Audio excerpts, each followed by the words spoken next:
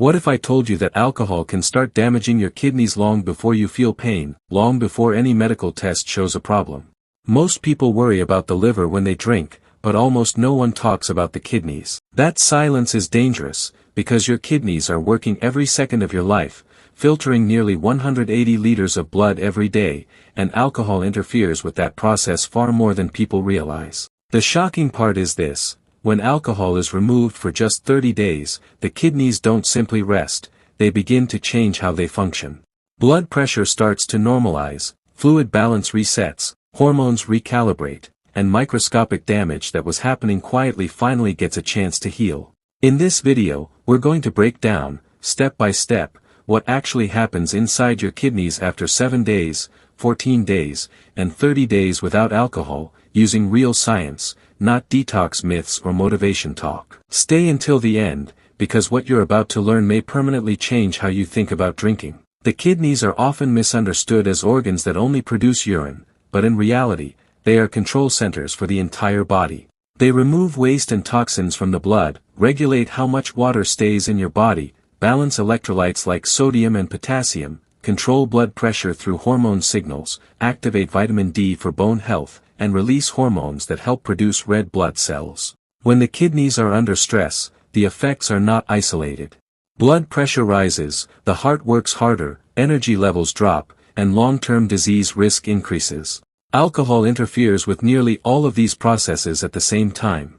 Alcohol is a diuretic, which means it forces the body to lose water.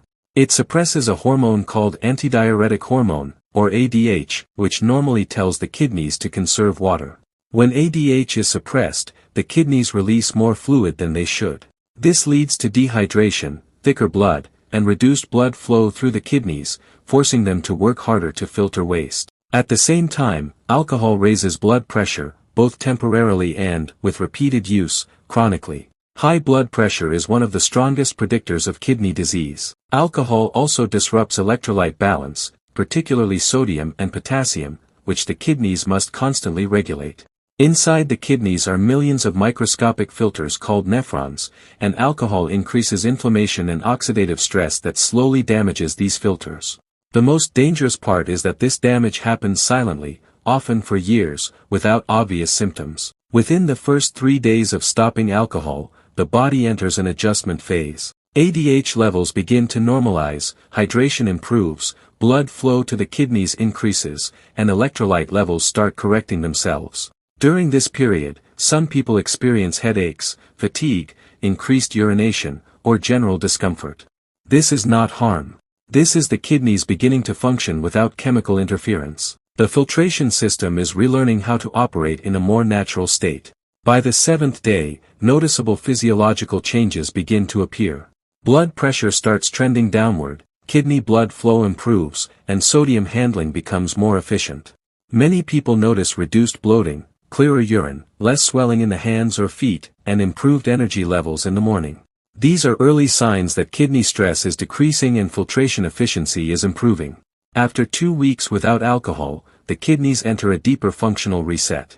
Inflammation continues to decline, nephrons begin working more efficiently, and hormonal communication between the kidneys, brain, and blood vessels stabilizes. Interestingly, some people feel worse during this phase. This happens because alcohol often masks underlying imbalances. When it is removed, the body reveals and corrects what was previously hidden. Temporary fatigue, mood changes, or increased thirst can occur. This is not regression. It is recalibration.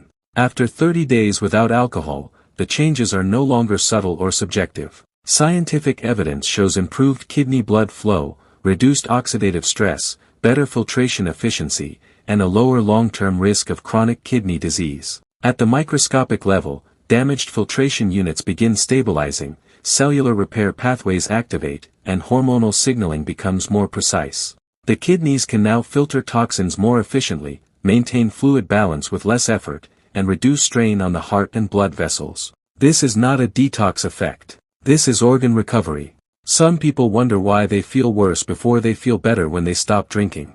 The reason is simple. Alcohol acts as a mask. When it is removed, the nervous system resets, hormones rebalance, and healing processes begin. Temporary discomfort is not a sign of damage. It is a sign that the body is adjusting to a healthier baseline.